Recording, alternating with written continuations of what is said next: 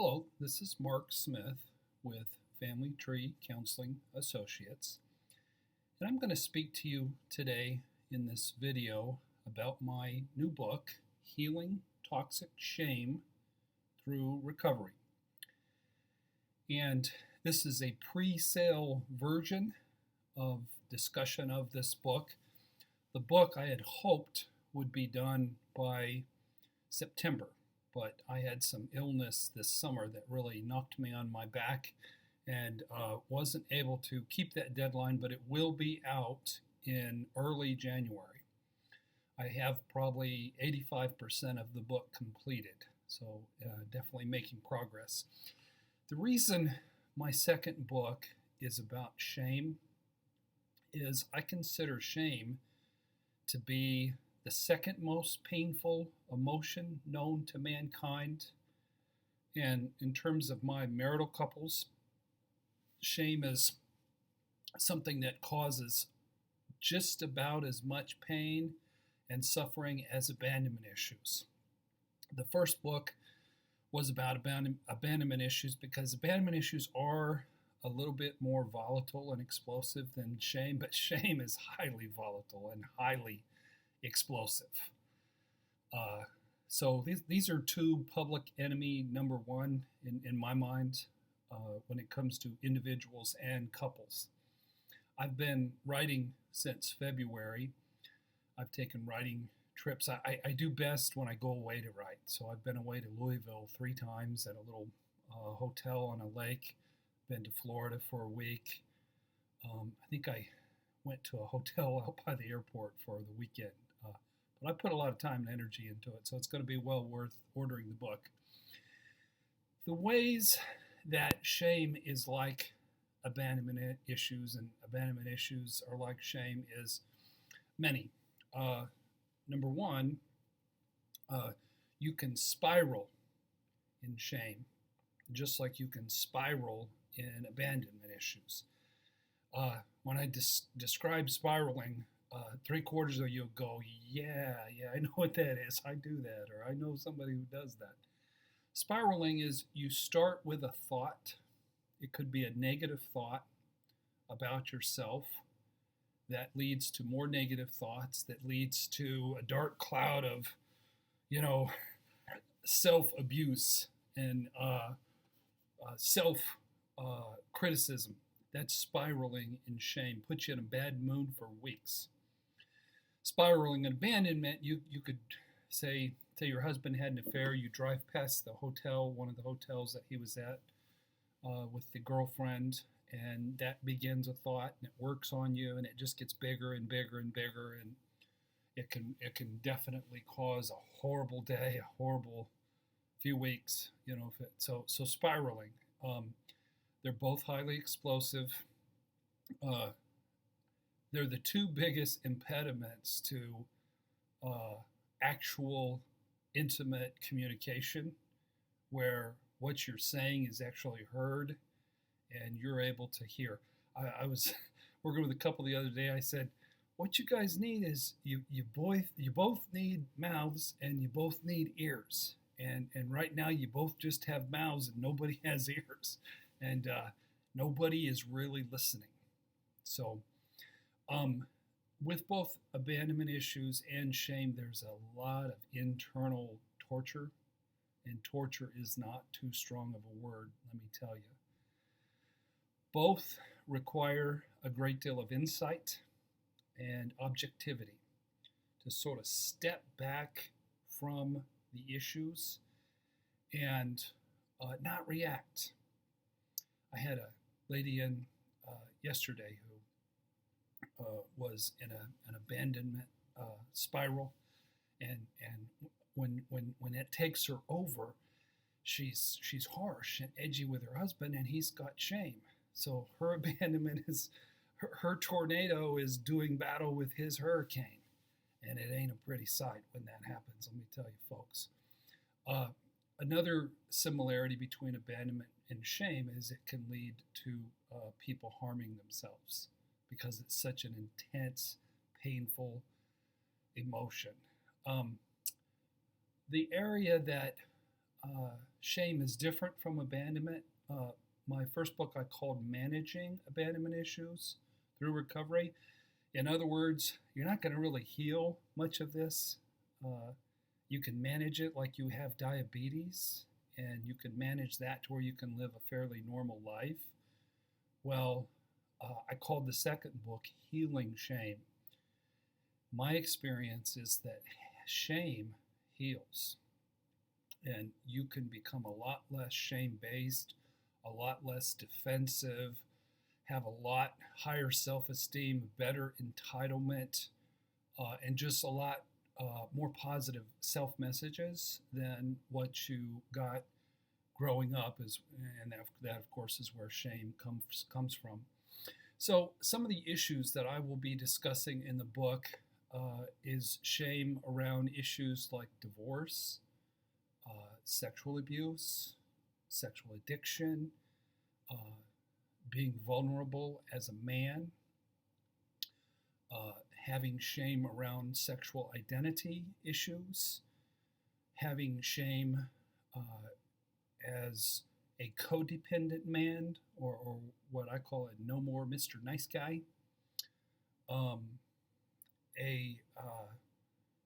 shame around affairs. There's such great shame around affairs and sexual addiction. Here's one. I'm going to talk about shame around learning disabilities as children, and having dyslexia or a learning disability, and how shameful that can be to get an F on your report card is one of the most shaming things, or a D. I got one D in my academic career. It was in chemistry my junior year. And I got to tell you, I didn't put a lot of energy into it.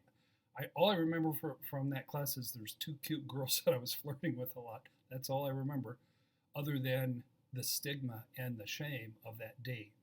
Even though I didn't really apply myself, I still feel a great deal of shame about that to this day.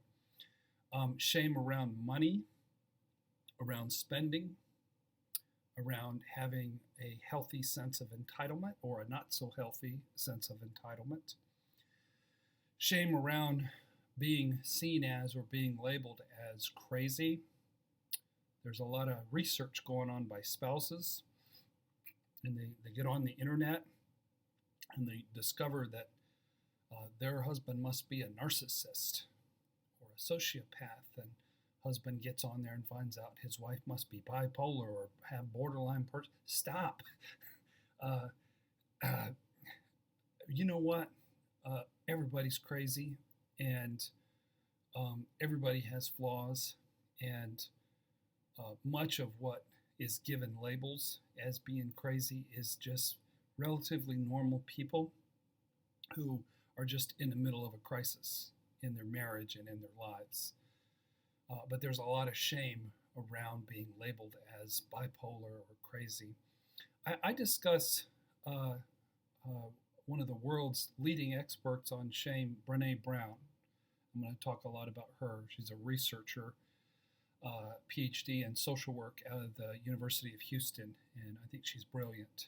And of course, you can't talk about a book on shame without talking about John Bradshaw in his book, Healing the Shame That Binds You. I'm going to spend a lot of time talking about the communication process with couples, because there's a lot of shame that blinds and causes people to be deaf in couples therapy and in couples communication. And of course, we're going to talk a great deal in the book about family of origin issues, because that's where shame comes from. So now, in terms of some of the media that I'll use, the cool thing these days with the internet is you don't just write a book, you create an experience. And the book will have many, I don't know how many yet, there'll probably be over 100 links to books, movies, music, poetry, blogs, podcasts, YouTube videos it'll just enhance your experience and help you to learn more about the subject in a lot of different ways. We sort of are in a YouTube society where it's so much easier to watch a video than it is to read a book. And we've got 144, this will make 145 videos. So, but I'm also going to use a lot of quotes, and I've got some killer quotes. One of them is by the famous psychologist Jung, C.G. Jung, and he says, "Shame is a soul-eating emotion." That's good. Oh, that's a good quote, because that's what it is. It will eat your soul. It'll eat the spark in you, the joy in you. I'm working with several clients right now who came in with a lot of fear and a lot of anxiety and a lot of depression. And as they're getting better, their spirits are livening up, and they have a swagger to their step and a joy in their heart that they didn't have before. Another quote that I shared this in another video. I made 4 videos when I went away to St. Petersburg in February, but it's such a good quote. "Shame isn't a quiet gray cloud. Shame is a drowning man who claws his way to the top of you, scratching and tearing your skin and pushing you under the surface." That's good. This is by an author who I haven't read her book yet, but I'm going to. Her name is Kirsty Egger, Eagar, and I'm going to have information in the book about her and her work. But she has some dynamite quotes. It was her book called Raw Blue. I think it was a novel. So, but there will be poetry, a lot of my own poetry, which isn't world class, but it's heartfelt. So I think you'll enjoy the book, and of course, I'm going to have many clinical examples. I've had several clients give me writing that I included in the project. So many clinical examples. And I do believe I have something to bring to the table when it comes to discussion about shame. Bradshaw's book is brilliant, and I admire the man so much. But his book is a little bit hard to read. It's just a lot of big words, and my style's, as you can probably tell, a little bit more folksy. And Brene Brown also is terrifically brilliant, and I recommend both those books and both of those people. And a lot of her stuff is more research oriented and not so much taken from clinical examples with therapy clients. And a lot of her stuff is more geared toward women. So I think I have a voice around couples and men as well as women, and more from a therapist perspective and less from a scholastic and intellectual perspective. But I want to give you one personal example of my shame, and I'd probably share 50 personal examples. I'm going to share 2. I've got a little time here. One of them I shared this past week in my blog. When I was in the 5th grade, I was somehow found myself on the football team with pads for the first time. I'd never played any kind of organized football. And the coach had me in practice on the offensive line. I probably weighed about 80 pounds soaking wet. And I was a 5th grader. My brother was a 6th grader, and my job was to block him and keep him from coming in and killing the quarterback. Well, I didn't know how to block, and I was frankly scared of my big brother. And I was a sieve. I was a turnstile.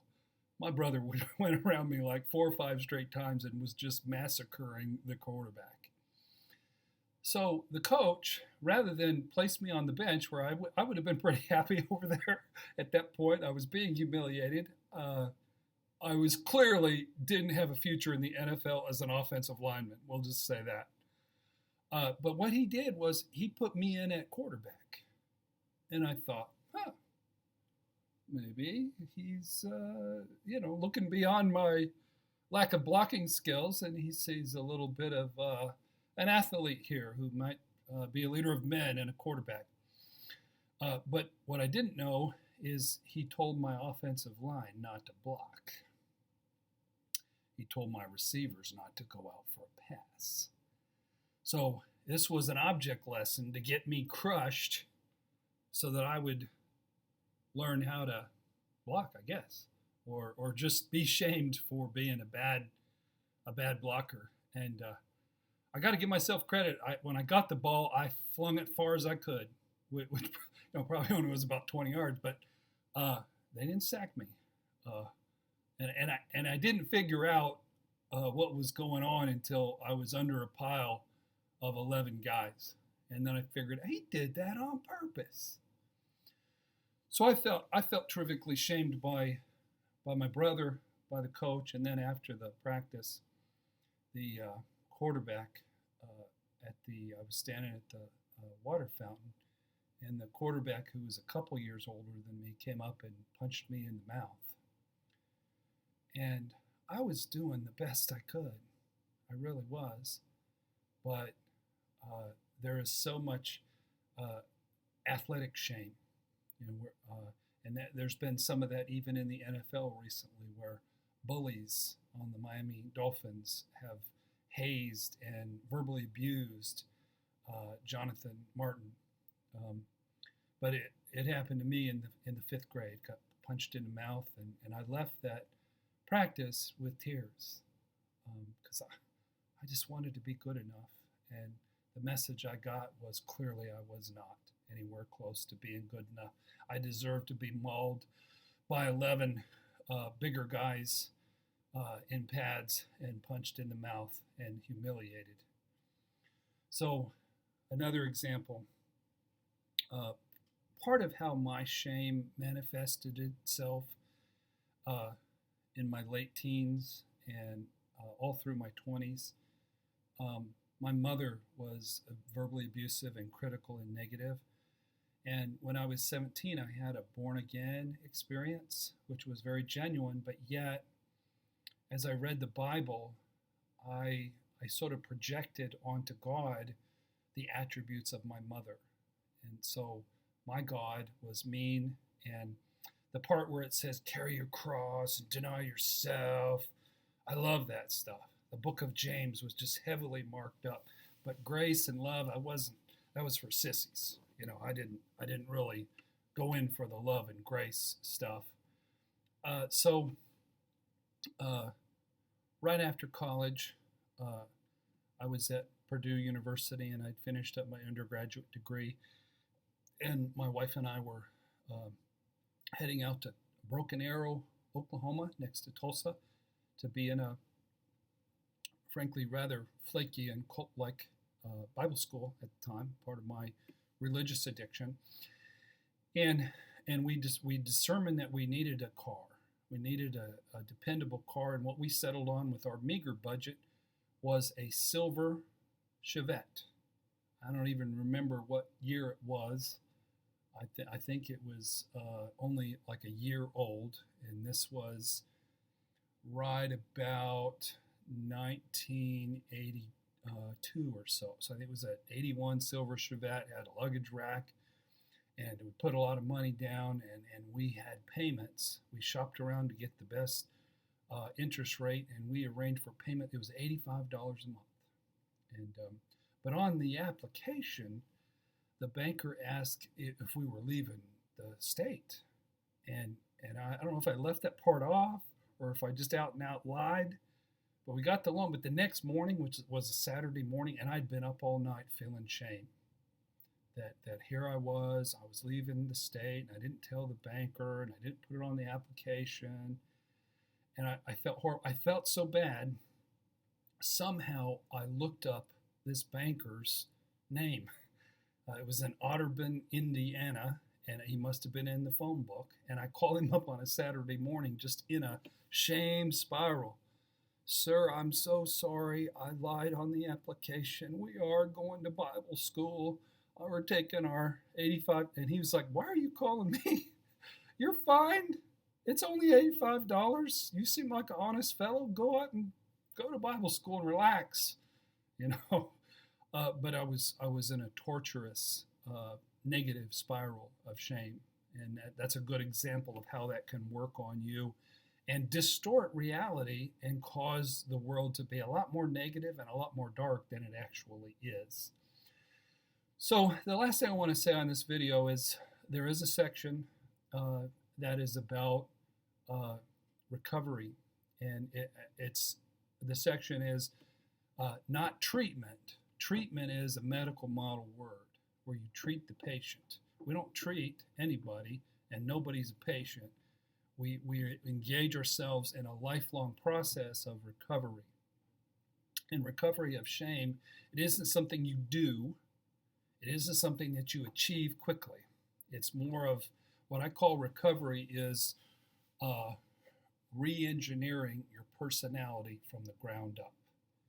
And I made that up, so you can use that. But that's what recovery is re-engineering your personality from the ground up. So how do you go about that? You go to group therapy and you share publicly. You talk about your embarrassing shame experiences. You talk about an abusive stepfather or a sexually abusive situation or a horribly embarrassing experience that led to your shame. And when you share your secrets, that's the antidote that heals shame. And it's a beautiful thing. And you'll be surprised. To share in a room with one person, it's more powerful to share in a room with many people, like, you know, even if it's just 6 or 7. There's a lot of reading. There's learning how to listen and not be reactive and not be defensive, which we employ Imago Dialogue to help people with that. And it's healing the wounds of your childhood. We call that deep processing, where that little boy, that little girl is inside, and they cry through and they get angry about the abuse and the criticism and the shame that they were exposed to.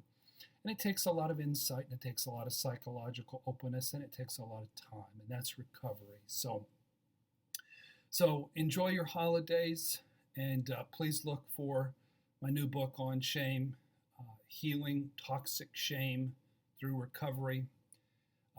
It will help you work on your shame and understand your shame from a lot of different angles. So thank you for watching the video, and God bless.